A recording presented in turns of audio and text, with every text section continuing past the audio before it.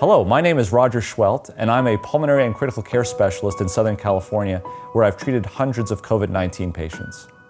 Now, what is stress? Or more specifically, the opposite of stress, what is peace, and how can it help you with COVID-19?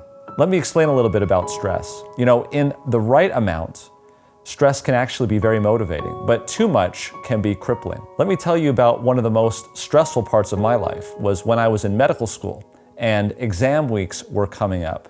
And with the amount of testing you do, you always worry about how things are going to be. You're stressed. You know, this could be career changing if you don't do well on an examination.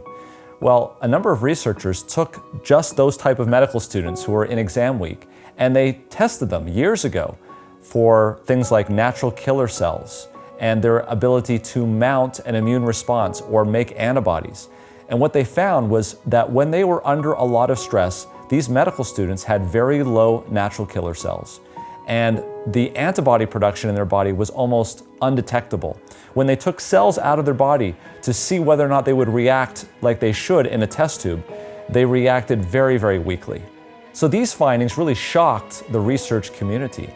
And so 300 studies later, and what we now know today is that stress, whether it's just for a few days, or for a few months, or even for a few years, can be detrimental and bring down your immune system. And it seems as though this is even more pronounced in people who are sick and who are elderly. Further analysis has actually given us some more information about stress as well. In first-year students off at college who needed vaccination, they looked at what their antibody response was, and they found that there was poor antibody responses in students who were either not in a social network that was very large or under a lot of stress and isolation. So how do you avoid stress? Well, you can't really avoid stress, but you can change how you deal with it. For instance, you can take deep breaths every 4 to 6 seconds, or you could reach up to the sky as high as you can and then back down again to the ground. Or you could do passive relaxation by tensing certain muscle groups for 5 to 10 seconds and then allowing it to relax. These are practical things that you can do to help with stress. If you are a part of a belief system, and let's say you are with other people that are part of that belief system, let's say church, then you can actually use that belief system to help, the science has shown. And you can once again obtain the peace that passeth all understanding.